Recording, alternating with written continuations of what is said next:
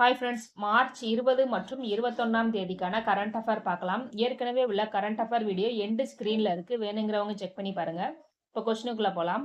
காற்றில் எத்தனை மைக்ரானுக்கும் குறைவான மாசுக்கள் மனிதனுக்கு அதிக பாதிப்பை ஏற்படுத்துகின்றன? Answer C, 2.5 micron. 2.5 மைக்ரான் விட்டம் கொண்ட மாசுக்கள் நுரையீரல் மற்றும் இரத்த ஓட்டத்தில் ஆழமாக சென்று சுவாச பிரச்சனைகள், இதய பிரச்சனைகள், அகால மரணம் ஆகியவற்றை ஏற்படுத்துகிறது. இந்த மாசுக்கள் மூலம் ஒவ்வொரு ஆண்டும் 7 மில்லியன் மக்கள் உயிரிழப்பு ஏற்படுகிறது. ஐக்யூ ஏர் இந்த அறிக்கையை வெளியிட்டுள்ளது. ஐக்யூ ஏர் நிறுவனம் சுவிஸ் நாட்டில் உள்ளது. நெக்ஸ்ட் கொஸ்டின், டவ்டே புயல் இந்தியாவை தாக்கிய ஆண்டு? Answer b, 2021. எதற்காக இதை பற்றி பார்க்குறோம் அப்படின்னா, இந்த டவ்டே புயல் எதனால் ஏற்பட்டது அப்படிங்கிற காரணத்தை இப்பொழுது கண்டுபிடிச்சிருக்காங்க. டவ்டே புயல் 2021ஆம் ஆண்டு மே மாதம் 14 முதல் 15ஆம் தேதி அரபிக்கடலில் ஏற்பட்டது. மே 17ஆம் தேதி குஜராத்தில் கரையை கடந்தது.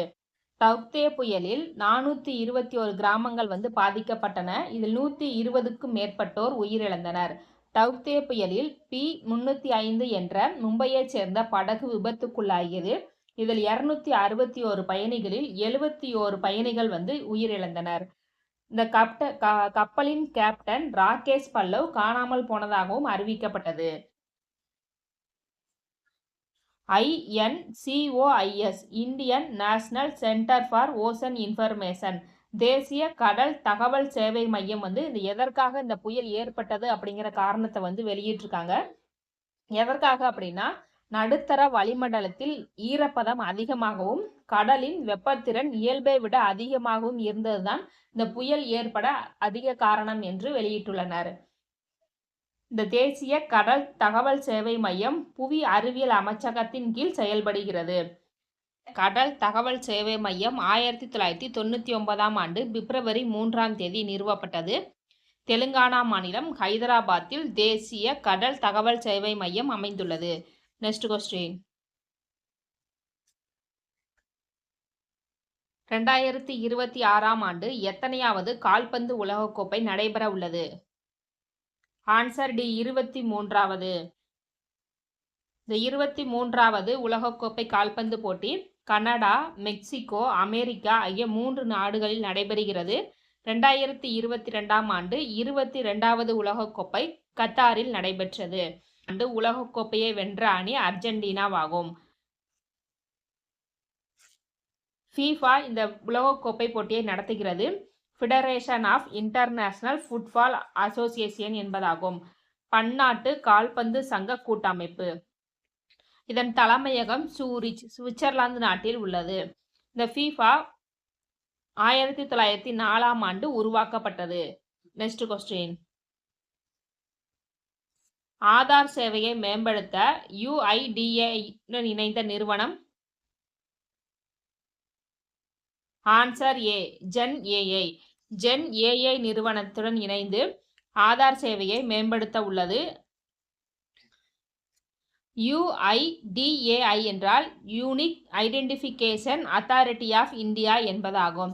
இந்த UIDAI 2009ஆம் ஆண்டு தொடங்கப்பட்டது. நெக்ஸ்ட் கொஸ்டின், ராம்நாத் கோயங்கா விருது யாருக்கு வழங்கப்பட்டுள்ளது? ஆன்சர் பி, சிறந்த பத்திரிகையாளர்கள். 19வது விருது இந்த ஆண்டு 2025ஆம் ஆண்டு வழங்கப்பட்டது. 27 சிறந்த பத்திரிகையாளர்களுக்கு இந்த விருது குடியரசுத் தலைவரால் வழங்கப்பட்டது. ராம்நாத் கோயங்கா இந்தியன் எக்ஸ்பிரஸ் பத்திரிகையின் நிறுவனர் மற்றும் தலைவர் ஆவார். ராம்நாத் கோயங்கா பீகார் மாவட்டம் தர்பங்கா மாவட்டத்தில் பிறந்தார். நெக்ஸ்ட் கொஸ்டின், ஆந்திர பிரதேசம் உருவாக வேண்டுமென்று உண்ணாவிரதம் இருந்து உயிர் நீத்தவர்? ஆன்சர் பி, பொட்டி ஸ்ரீராமலு. எதற்காக இதை பற்றி பார்க்குறோம் அப்படின்னா, பொட்டி ஸ்ரீராமலு அவர்களுக்கு ஆந்திராவில் 58 அடி சிலை அமைக்கப்பட உள்ளது. இந்த சிலை அமைக்கப்பட உள்ளதாக அம்மாநிலத்தின் முதல்வர் சந்திரபாபு நாயுடு அறிவித்துள்ளார். 1952ஆம் ஆண்டு தெலுங்கு மொழி பேசும் மக்களுக்கு தனி மாநிலம் வேண்டும் என்று பொட்டி ஸ்ரீராமுலு உண்ணாவிரதம் இருந்தார். பொட்டி ஸ்ரீராமுலு சென்னையில் உண்ணாவிரதம் இருந்தார். சென்னையில் 58 நாட்கள் உண்ணாவிரதம் இருந்தார். இதை நினைவுகூரும் விதமாகத்தான் அவருக்கு 58 அடி உயர சிலை நிறுவப்பட உள்ளது. 1953ஆம் ஆண்டு மதராஸ் மாநிலத்தில் இருந்து ஆந்திரா கர்னூலை தலைநகரமாக கொண்டு தனி மாநிலமாக பிரிக்கப்பட்டது. 1956ஆம் ஆண்டு மாநில மறுசீரமைப்பு சட்டத்தின் கீழ் இந்தியா 14 மாநிலம் மற்றும் 6 யூனியன் பிரதேசங்களாக பிரிக்கப்பட்டன. இதில் 1953ஆம் ஆண்டு தனி மாநிலமாக பிரிக்கப்பட்ட ஆந்திராவுடன் ஹைதராபாத்தில் உள்ள தெலுங்கு மொழி பேசும் மக்கள் உள்ள பகுதிகளும் இணைக்கப்பட்டு ஆந்திர பிரதேசம் தனி மாநிலமாக உருவாக்கப்பட்டது. Next question. எங்கு உள்ள அருங்காட்சியகத்தில் சர் ஜான் ஹூபர்ட் மார்ஷல் சிலை திறக்கப்பட்டுள்ளது? Answer D. எழும்பூர் அருங்காட்சியகம்.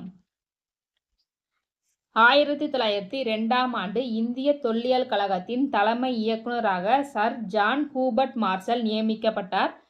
1920ஆம் ஆண்டு சிந்து சமவெளி அகழ்வாராய்ச்சியின் பொழுது ஹரப்பா மற்றும் மொஹஞ்சதாரோ பற்றிய உண்மைகளை வெளி உலகத்திற்கு கொண்டு வந்தார். பண்டைய நினைவு சின்னங்கள் மற்றும் தொல்பொருள் தளங்கள் சட்டம் 1958 தொல்பொருள் ஆராய்ச்சி நடவடிக்கைகளை ஒழுங்குபடுத்துகிறது. இந்த பண்டைய நினைவு சின்னங்கள் மற்றும் தொல்பொருள் தளங்கள் சட்டத்தின் கீழ் பழங்கால மற்றும் கலை புதையல் சட்டம் செயல்படுகிறது. Next question. உலக மகிழ்ச்சி குறியீட்டில் முதலிடத்தில் உள்ள நாடு? Answer C. பின்லாந்து. பின்லாந்து தொடர்ந்து 8வது முறையாக முதலிடத்தில் உள்ளது. இந்த ஆய்வு 147 நாடுகளில் எடுக்கப்பட்டது. இந்த 147 நாடுகளில் இந்தியா 118வது இடத்தில் உள்ளது. மகிழ்ச்சி அல்லாத நாடுகளின் பட்டியலில் ஆப்கானிஸ்தான் முதலிடத்தில் உள்ளது. அதாவது மகிழ்ச்சியான நாடுகளின் பட்டியலில் ஆப்கானிஸ்தான் கடைசி இடத்தில் உள்ளது. சர்வதேச மகிழ்ச்சி தினம் மார்ச் 20ஆம் தேதி அனுசரிக்கப்படுகிறது. இந்த சர்வதேச மகிழ்ச்சி தினத்தையொட்டி சர்வதேச மகிழ்ச்சி குறியீடு வெளியிடப்பட்டது. Next question. பேச்சு சுதந்திர குறியீட்டில் இந்தியா எத்தனையாவது இடம்? Answer C. 24வது இடம். மொத்தம் 33 நாடுகளில் நடைபெற்ற ஆய்வுகளில் இந்தியா 24வது இடத்தில் உள்ளது. அமெரிக்காவை சேர்ந்த the future of free speech நிறுவனம் இந்த அறிக்கையை வெளியிட்டுள்ளது. இதில் நார்வே 87.9 புள்ளிகள் பெற்று முதலிடத்தில் உள்ளது. டென்மார்க் 87 புள்ளிகள் பெற்று 2வது இடத்தில் உள்ளது. இந்தியா 62.6 புள்ளிகள் பெற்று 24வது இடத்தில் உள்ளது. Next question. உலக சிட்டுக்குருவி தினம் எப்பொழுது அனுசரிக்கப்படுகிறது? Answer B. மார்ச் 20. 2025ஆம் ஆண்டுக்கான கருப்பொருள் என்னன்னா, நான் சிட்டுக்குருவியை நேசிக்கிறேன். டெல்லியின் மாநில பறவை வீட்டுக்குருவி. ஹவுஸ் ஸ்பேரோ டெல்லியின் மாநில பறவையாகும். 2012ஆம் ஆண்டு டெல்லியின் மாநில பறவையாக வீட்டுக்குருவி அறிவிக்கப்பட்டது. ஓகே ஃப்ரெண்ட்ஸ், இந்த வீடியோ உங்களுக்கு யூஸ்ஃபுல்லாக இருந்துச்சுன்னா லைக் அண்ட் கமெண்ட் பண்ணுங்கள். அடுத்த வீடியோ போட ஒரு மோட்டிவேஷனாக இருக்கும். தேங்க்யூ.